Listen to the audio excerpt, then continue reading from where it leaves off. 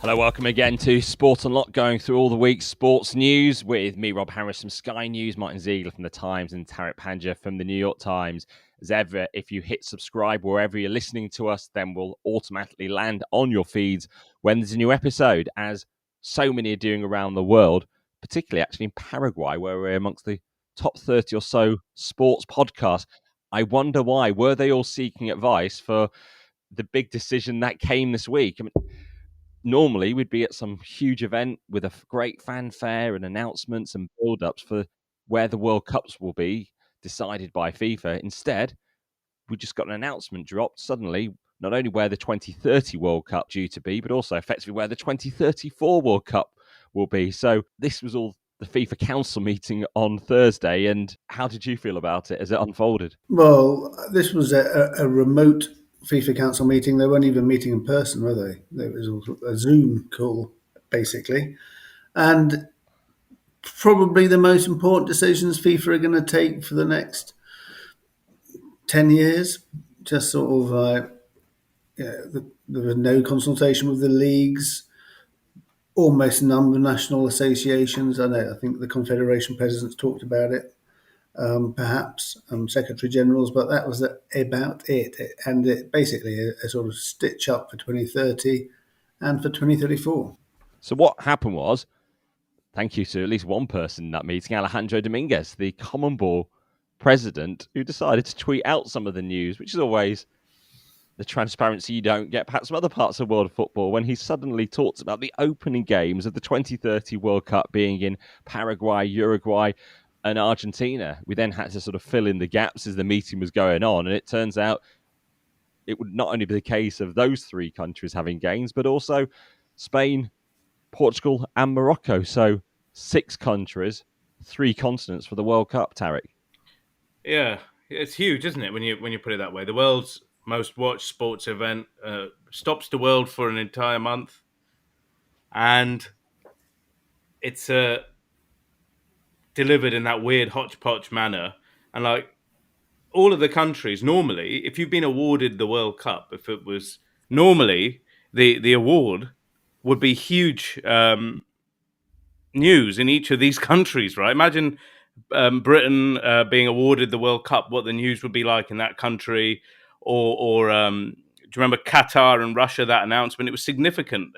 We were in a massive auditorium with Vladimir Putin, no less, popping in for an hour and a half press conference.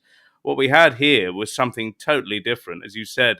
Alejandro Dominguez tweeting the news about an hour after he tweeted a video of himself dancing, saying something big was about to emerge, and then this again quite seismic decision to send essentially the 2034 World Cup to Saudi Arabia. Anyone else who's got a chance to bid has about 3 or 4 weeks in Asia or Oceania to come up with a bid. In between him listening to pods, of course, because Paraguay is the Common Ball HQ, so that would perhaps explain our high chart position. Indeed. Anyone who's been listening to this podcast for some time might remember back in 2021, early 2021, we talked about this idea of Spain and Portugal sharing the few matches to South America to sort of buy them off or give them something to mark the centenary. And maybe people were listening and thought, hey, what a great idea. All these consultants who charge millions, and here's the free advice on the podcast. Because I suppose we were thinking then part of the whole no losers move in the world of sport, with the IOC doing it with the rival bids for LA and Paris for the 2024 Olympics, and in the end they just gave Paris 24, LA 28. We saw it as well with the Euros, which we'll get onto, I'm sure, later. The other news of the week as well, and it's just a way of keeping everyone happy, or attempting to, at least from the bidders, maybe not the world. I think we should point out a couple of things. One is that the 2030 bidding process has never officially started, has it? It basically officially started and ended on the same day, which was only one bid will be looked at for 2030, which is the 6-country one. I mean, that is a sort of, in itself, a sort of strange stitch up. And then why is 2034 being voted on, or why is the bidding process starting now? That doesn't make Exactly. 12 years out. Why is that happening? I mean, it's actually in FIFA statutes that they shouldn't vote for World Cups at the same time. But they're more than happy to have the bidding process. I mean, it's, as somebody said to me, this is politics driving football. Exactly, and that I think that's the point. The 2034 thing is huge here, isn't it? I mean, essentially, they've told any potential rival, if there is one, that you've got 3 weeks to decide if you're going to bid for a massive project, which what hosting a World Cup is, and that takes a lot of thinking and a lot of discussion within a country or a group of countries that will be thinking about that. Now they've been hurried into coming up with a counter offer within 3 or 4 weeks, and they said because of the rotation policy, the only bids that could be considered could come from Asia and Oceania. Let's be honest, Oceania only has New Zealand is the biggest force in that region with the Pacific Islands. So Oceania really is a non-starter. And you only have Asia. And what do we have in Asia? Within an hour of the FIFA announcement that 2034 will be sped up and decided relatively quickly within 12 months and the bid within a month, we have Saudi Arabia and its Crown Prince Mohammed bin Salman announcing their bid. We then have minutes of that, Sheikh Salman, the Bahraini president of Asian football, saying all of Asian football has endorsed this bid and we back you. So what room does it create for anyone else? What the Australians, we heard, were thinking about this around the World Cup, didn't we, Rob? Yeah, James Johnson, the CEO, saying that they're looking at a bid for not only the 2034 World Cup, but also the 2029 Club World Cup. So maybe it's in their interest to apply a bit of pressure, a bit of concern that this process has been conducted in this way. So it might help them get the 2029 Club World Cup, because we've seen with FIFA, they will try and find a way of keeping everyone happy. So that perhaps is a way of getting it. And it wouldn't be a bad outcome for them, would it, to get the 2029 Men's Club World Cup, given how this tournament could grow into something pretty notable with the best teams and players in the world. I wrote a piece about basically how Saudi Arabia looks like it's the clear winners from this. They're going to be almost certainly the sole hosts in 2034. They have been supporting Gianni Infantino just about every step of his presidency. So it's is this their reward? And about 2 weeks ago or 3 weeks ago, when we did a pod, we talked about the memorandums of understandings, didn't we, that Saudi Arabia had been signing up with all manner of national FAs. And when it comes to World Cup bidding, if there is ever to be a vote again, as it stands, it's the national FAs that have a vote each. And Saudi Arabia has already sewn a lot of those up. We speculated why that might be the case. And here we are. I think a lot of this must have been choreographed, though.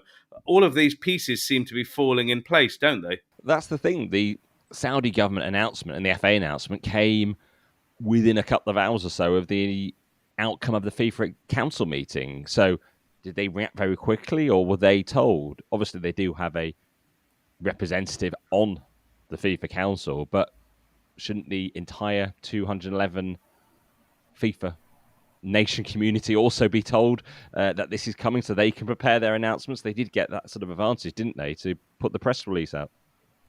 I mean, this has all been building up. I mean, when the early September, we talked about this idea that FIFA were going to run 2030 and 2034 together, if you remember. So this has been completely choreographed, and it's sort of. I'm not surprised that there was no press conference to talk about this thing, because there would be some uncomfortable questions for the FIFA president, Gianni Infantino, to answer. Tariq, something you particularly did tweet about this week? You did point out about the the lack of any sort of press conference after what was a huge event. You did say, shouldn't be surprised anymore, but FIFA announced a set of decisions that are some of the momentous in recent times and does not allow a press conference for media to interrogate the suite of decisions today, taking the lead from autocracies that increasingly host their events. Did you get any pushback from FIFA comparing them to an autocracy? No. So look, I'm happy to have any of that feedback, but I think we should discuss that a little bit. I mean, these decisions, FIFA, if you think about it, its most important event, the cash cow, the world-stopping event, is that month-long World Cup. Countries have to spend billions of dollars or whatever currency you like to prepare for them. The public has their kind of calendar set by this thing in many countries. It is a big deal. So how could there be a situation where something that large is announced, and not just one, but two, and also completely changing the format across 3 continents for the first time? And there's a lot of questions that we might have around that, and a lot of questions the public might have. Why would there not be a press conference? Like, isn't that exactly what should happen?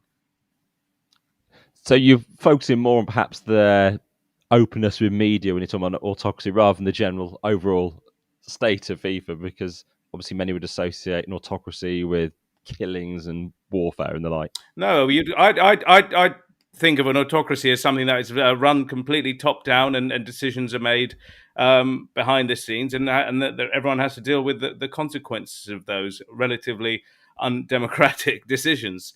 And to be honest with you, the way we don't need to go through a history of how FIFA has been over the last few years, but it is very much a top down organisation, unless either of you disagree. You can have plenty of peaceful autocracies. I mean, I think an autocracy is a society governed by one person with total power. I think so, which is this is probably not a bad analogy. A state with absolute power in one person. I suppose some of the connotations could be a bit more severe in terms of that comparison. So I was wondering if actually you'd had any of that pushback from within FIFA, as we often do. But you did point out as well, UEFA also not holding press conferences after their meetings recently, and that is the huge other area still to get into, the Russia decision and all this week. But before you move on there, Rob, UEFA as well. UEFA have had, I think, 5 of these meetings without a press conference themselves. And again, these are big decisions that take place. And to be honest with you, the decisions have big kind of, obviously, big ramifications when it comes to discussion points, but also big reactions politically, and they impact society. The idea that these things are just quickly done and then moved on with, it just seems wrong these days, particularly given the issues. And we had with UEFA, we had the various stadium fiascos and European Championship finals, and we haven't had a chance, at least in public, in a forum like that, to have a proper discussion. I think that's important. And then it comes down to who's taking this decision. Is it coming from the communications department? Is it coming from higher up with the leadership telling communications they don't want to do a press conference? Is it damage limitation? Is it the cautious approach of the comms officials? Perhaps not thinking of the media best interest, but thinking about their leadership. That is one of the things. Who's not advocating to go public with the press conference, particularly because you can do them on Zoom now, which means they don't just have to take questions as they would see it from the Western European media. You can get the variety of perspectives and questions from all around the world. It's probably a combination, I'm sure, Rob. FIFA would say Gianni Infantino did do interviews in Australia, with myself, with some others at various events too, but not after these big moments. And, we often say, you're talking to the fans through us, aren't you? It is the way of us asking stuff, and instead, what FIFA do put out is just a pre-recorded, effectively, announcement of their own, as we had with the Saudis putting out their own interview with their own federation president. Well, also, the way this was done, it also stops these countries having their moment, doesn't it? We've got a hodgepodge. We've got Dominguez announcing that he's won something for South America on Twitter. you've got Spain, Portugal, Morocco not having their moment, and then this 2034 thing. It just seems the way this was done, it was just kind of all lost. All the news was seeping into each other, and then there was no great moment for any of these winners to showcase themselves to the world. It looks like you've got something to hide. Yeah, I think FIFA would probably say, it's not formally accepted yet because it's got the bidding process for 2030, even though there's only one bid, it's got to go through and presentations have to be made, and then there will be an official announcement, and then that can be everybody's big moment. But yeah, I mean, just to mention that, of course, for the South Americans, by the way, that the three countries are only playing one match each at home. They qualify automatically, don't they, for the tournament? So Paraguay, you wouldn't have thought were necessarily nailed on to qualify for the World Cup, that they will be guaranteed to be there, which is, of course, the CONMEBOL president's home country. Quite handy for him. Also, you mentioned the qualifiers. We've got to remember, but for the next World Cup in 2026 and beyond, because of 48 teams, as many as 7 countries from South America can qualify for the FIFA World Cup, and there's only 10 of them. That kind of renders the qualification competition quite boring, doesn't it? Given that the level of jeopardy is now reduced so significantly. It used to be one of the most interesting World Cup qualifying tournaments, but now that's happened, so we're probably going to see changes with there. And Zeke, those 3 games you mentioned, those 3 opening games, they'll be held in winter in South America, 10 to 12 degrees winter, some maybe colder depending on what the weather is doing at the time, and then they'll be moving to some potentially very hot destinations in Morocco, Portugal, and Spain to carry on with the tournament a week later. It's an interesting issue that some of the coaches will have. I suppose the opponents of those 3 South American teams will hope not to be drawn against them, right? Yeah, I mean, we've discussed quite a lot of the process that led to this decision, not actually the delivery of the event and all the challenges that will entail. So, unlike teams and fans going to one country or region for at least 3 group stage games, you're talking about going to South America for one match, then switching to Europe and North Africa for the rest of the tournament. So that raises sustainability questions. I did check. FIFA aim to be net zero by 2040. And then there's all the sorts of logistical issues involved in that. Now, this is the type of thing, the reason why you hold a press conference. You're yourself trying to think of what are the counterpoints. So what you can imagine FIFA are arguing is by hosting it in three continents, 6 countries like that, you're not lumbering one country with having to build stadiums you don't need. So maybe that cuts down on things like the carbon footprint, that you're only perhaps doing some lesser upgrades in one country. You're not having to build here's 8-10 stadiums or something. That's true. We had an email from a listener who raised this point, didn't we, Rob? Vitas Caracella. Interesting email. He said, what are your thoughts on the environmental ramifications of the 2030 World Cup being hosted across 3 continents, 6 nations? Also, what is the purpose of even having a bidding contest if the bids are combined and none of the KPIs, the key performance indicators, are assessed? Well, perfect points, perfect questions. And anyone else who wants to send a question, sportunlockpod@gmail.com or DM on @sportunlocked on X, Facebook, Instagram, TikTok. Yeah, we look forward to anything like that.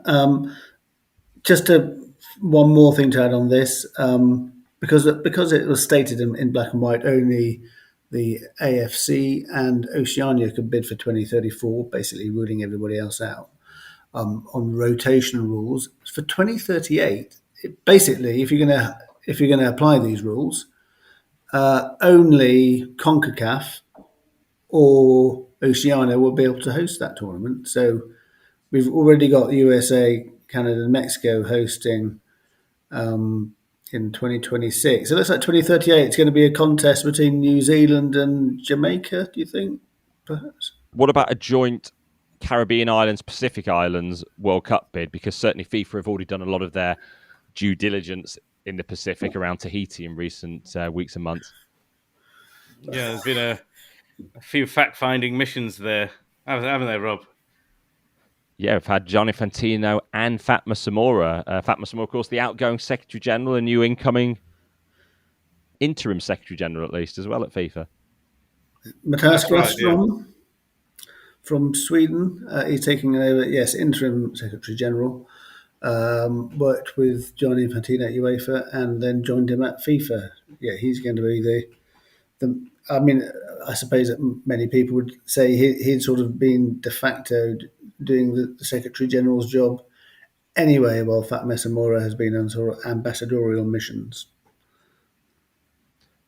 Some interesting Swedish issues to get into, but before we leave the 2034 World Cup, I think some people might accuse the discussion of being quite questioning, quite cynical, holding FIFA to account. But I think we've not listened to perhaps some outside voices that people might say are impartial observers in this. Just, there has been quite a widespread range of support for Saudi Arabia this week. So here's Riyad Mahrez posting on X. Here we go, clearly in the right place, now and for the future. Amazing to see the Saudi Arabia big for the big one.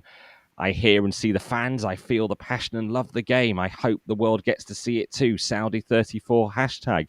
We also heard from Roberto Mancini, a proud moment for the SAFF president. I remember dreams come true when my country hosted the FIFA World Cup in 1990. Proud to be with Saudi Arabia on its footballing journey. And we also heard from Steven Gerrard and Jordan Henderson.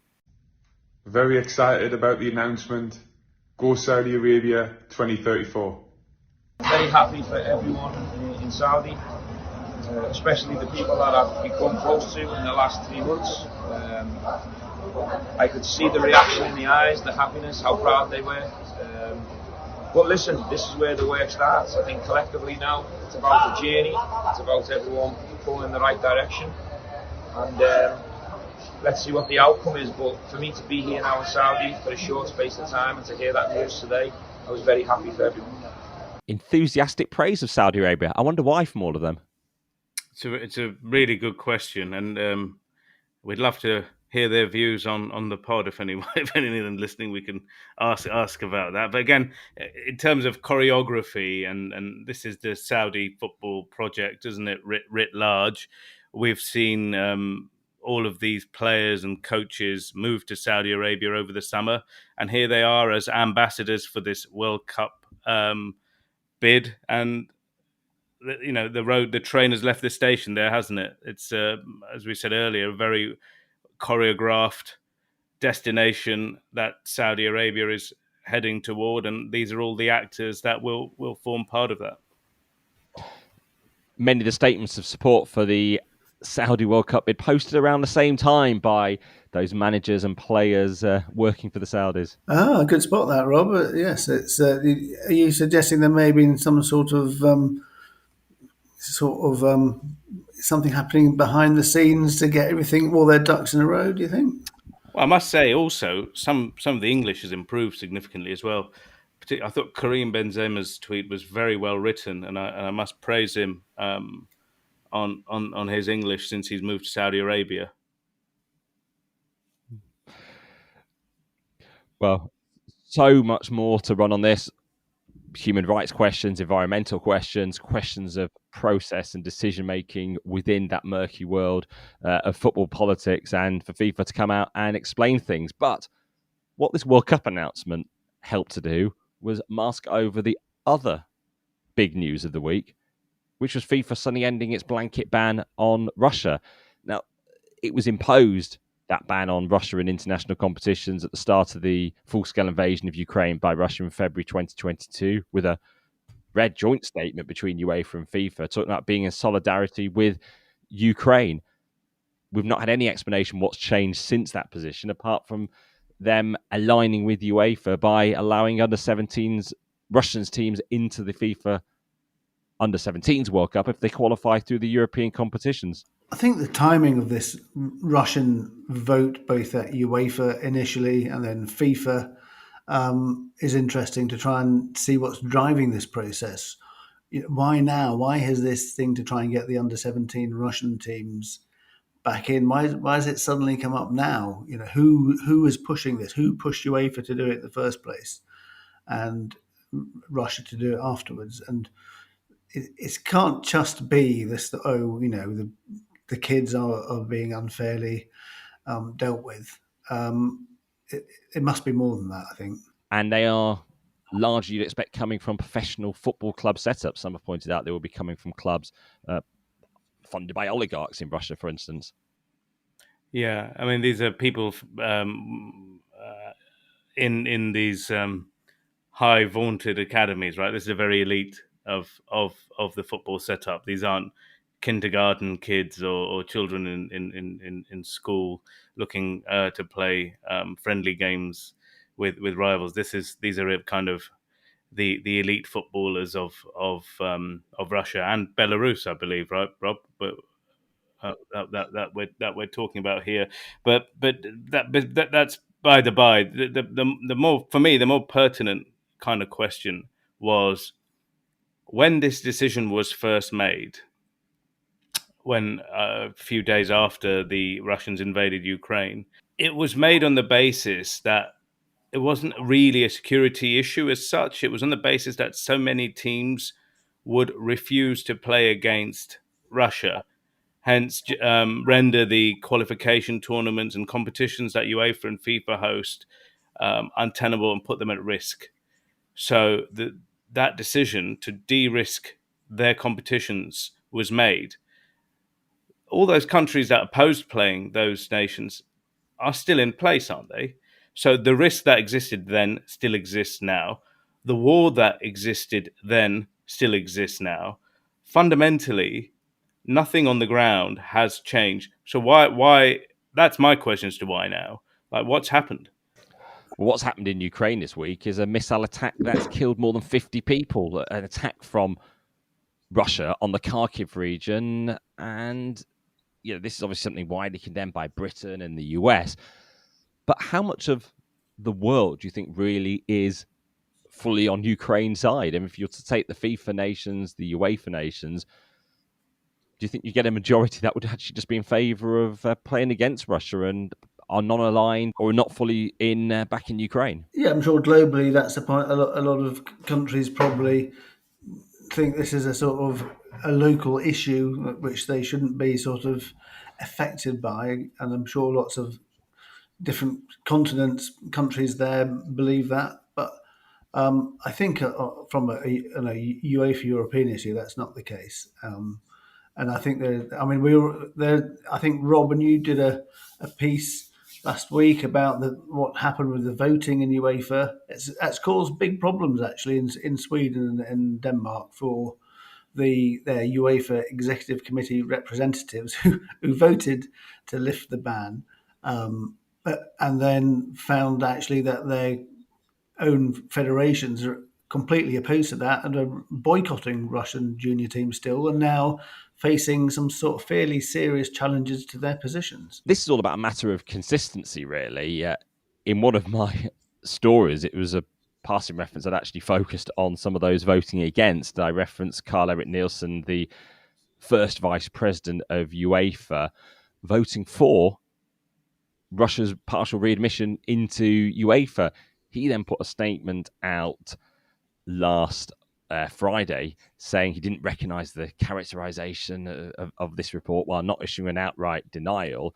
Then over the weekend, there was further scrutiny in Sweden. It led to him putting a new statement out saying he was sorry if his position was misunderstood, and effectively he did then confirm he'd voted in favour of potentially Russian children's teams being readmitted. But he presented it even in that statement as something that was a matter of giving approval for UEFA to take a further look at it, and it was not a done deal. But actually, the UEFA statement after the executive committee did make clear they had taken the decision. It was definite, and it was just left to the administration to sort some of the logistics out, perhaps around how they fit into qualifying groups that had already been drawn. And then there were emergency meetings held at the Swedish Sports Confederation that he does lead. He was the former FA president in Sweden. He then stepped up to be head of the umbrella organisation, an organisation that, like the Swedish FA, opposes any sporting contests against Russia as the war continues. And that position was reasserted by the acting chair of the Sports Confederation immediately after, on Friday, Nielsen was forced out. He left after barely 4 months as chair, given the fallout from the revelation about how he voted for Russia. There was a sense in the statement about how there was no longer the trust there, and he can no longer hold the dual positions, both at UEFA and a different one, while back in Sweden. Yeah, he actually was the first person to understand who actually spoke up in favour of it after it had been put forward. So I think he's trying to have his cake and eat it. You said he's the first person who spoke up after it was put forward. How was it put forward? I think it was put forward by the UEFA president, Alexander Sheffrin. Because at the moment, this guy, Karl-Erik Nielsen, obviously is taking a hammering, quite rightly, if he's standing for a position that is opposed to that of the organisation he was representing in Sweden. But understand if he's a very close ally of the UEFA president. We were all at the UEFA Congress in Lisbon, where him and the president of the Danish FA gave a joint speech in praise of Alexander Sheffrin, the UEFA president. It puts him in an awkward position, doesn't it? If the UEFA president is the person pushing for UEFA Russia's return. Yeah, but other people managed to argue against it, didn't they? Yeah, but other people didn't give that speech in Lisbon, did they? You can say certainly the British members have been consistent in the UEFA meeting and in the FIFA meeting in terms of their resistance to Russia's re-entry into international football as the war continues. Yeah, they have. I mean, throughout the decades, there's a sort of almost like a tradition of people in these FIFA and UEFA meetings not really kicking off, just following the lead of the president, isn't there? So maybe the Scandinavians are just following that time-honoured tradition. Well, it speaks to a broader governance issue, doesn't it? I mean, the point is these seats, they're quite prestigious, and not only prestigious, quite lucrative, aren't they? You get a wedge. Rob, how much would a vice president of UEFA earn? It's €250,000, isn't it? They're paid by UEFA. Yeah, so you've got that question of €250,000 that you've managed to get hold of, that other people would love to have. You're also a member of this very high-level club, responsible for the world's most popular sport in Europe. And I guess that kind of focuses the mind when you're in that room, and in a way that it shouldn't, right? If these things worked in the way they should, there should be debate and discussion and opposition. That's how a normal board might want to function. But the way football is, if you are a voice that maybe shouts too loudly or opposes the status quo, we've seen historically that your time in office isn't comfortable and isn't very long lasting. And it's another point on that FIFA Council meeting of the week. Unless I missed it, there wasn't some big announcement. They didn't put it on their FIFA Media X feed as they normally do. They didn't put an email out linking to the agenda. They did post the agenda on the FIFA website a day before the Wednesday meeting, but it was in no way amplified for the media to know. The first I discovered about to look was when I started to hear some things that might be coming up in this meeting. No, and it also wasn't announced in that way. Should we talk about how it was announced? So it was a big, long press release announcing that the 2030 World Cup will open with these games in South America, that the 2030 World Cup will only have one bidder, Portugal, Morocco, and Spain. Then it said something about the 2030. That's right, the 2034 World Cup will run concurrently, the bidding for that, and only open to Oceania and Asia. And then, right underneath that, it said the under-17 teams of Russia and Belarus would be readmitted. I think that's where it was buried at the bottom of this very seismic press release about the future of the World Cup. Going back to the no losers, there's another no losers solution happened this week with Euro 2028, Euro 2032 confirmed. Yeah, we had been waiting for this ahead of the UEFA Executive Committee meeting next week. So if we cast our minds back to March 2022, at that point, the UK and Ireland were unopposed, it seemed, for Euro 2028, with Italy as the only contender for 2032. And suddenly, Turkey submitted their bid for the tournaments, which led to this longer process and a challenged contest. They were always going to find a way of ensuring there was no contested vote in the end. And of course, a few months ago, suddenly they announced that Turkey and Italy were going to be able to explore linking up their own bids. Surely UEFA wouldn't have announced that if they knew what the end result would be. And then this week we had approval from UEFA for Turkey and Italy to combine for 32, with Turkey then withdrawing from 28, leaving the path clear for the UK and Ireland, although they still all do have to technically present their bids to the Exco next week. Yeah, Rob, it was interesting you mentioned that they found a way for Turkey and Italy to have a joint bid, because if you read the UEFA statutes on bidding, it says you can have a joint bid only if you have a border between your two countries. I think we might have mentioned this on the pod a few weeks ago. I haven't seen, and the maps of Europe I've seen, I haven't seen a land border between Turkey and Italy. So something has been redrawn, or the Med. Is there going to be a bridge across the Med or something like that? I think you'll find your maps are just biased against UEFA. There you go. I don't think it says a land border, Tariq, because obviously that would affect Ireland. So, there is the border. It's called the Mediterranean Sea, and they are neighbouring countries. They are. They are neighbouring countries. We should expect by the time 2032 to happen to have maybe 9 or 10 opening ceremonies for the Euro 2032, with all those countries on the Med hosting a game each, just so everyone gets a share of the tournament. Come back to my idea for a 24-hour Olympics where you spread the events all across the world, so you get a 24-hour viewing experience to watch on television. One day, Rob. Well, we've been talking a lot about future World Cups, but a past World Cup came up in the news again this week, because finally David Beckham talking about his work for Qatar. He spoke to one of my Sky News colleagues at the premiere of his new Netflix documentary when he was being asked about why he was able to work for Qatar given his past allyship with the LGBT community. And what was he saying? Yeah, Tariq, he met LGBT people who seem fine in Qatar. He did. I mean, we're now, almost a year after that World Cup, aren't we? Nice to see him telling us about all those people he met and them having such a positive time out there. It's a shame he didn't do it during the tournament and tell us who these people were. I mean, what's funny is that there's so much of Beckham's life that is in the public gaze, public domain, and in the kind of celebrity in the moment. Yet all of these conversations he had that would have been very useful, we didn't have any inkling of until just now, and it would have been very useful had we at the time.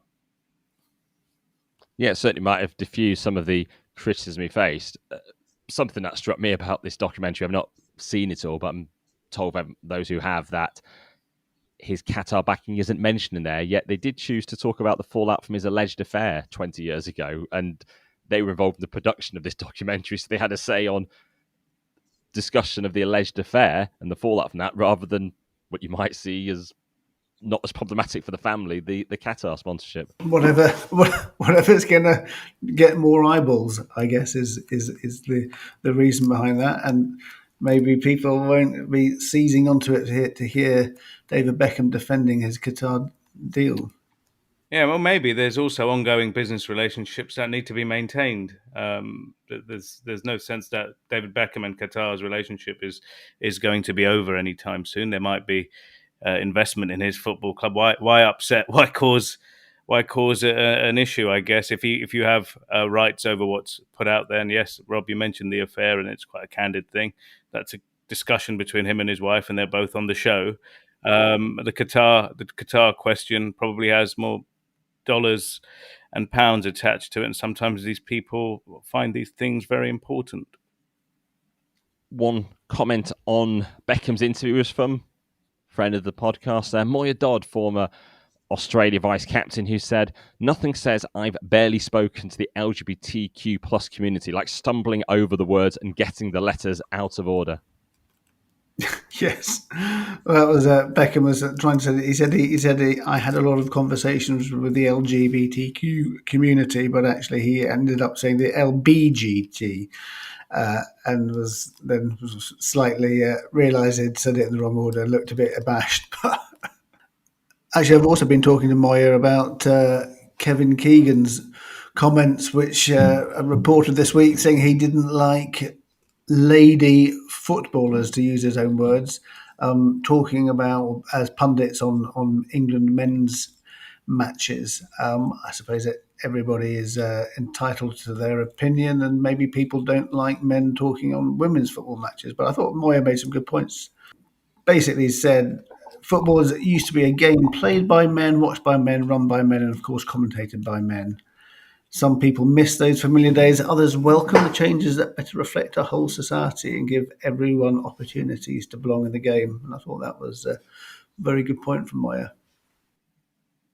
I mean, completely ridiculous from Keegan, given the fact there are many men like ourselves who will comment on football having never played the game professionally. Yeah, Moya made that point as well. She said, actually, lots of men who haven't played football professionally commentate on England men's team. And I mean, and also said, look at all those people who've not played, who managed, Jose Mourinho never played professional football.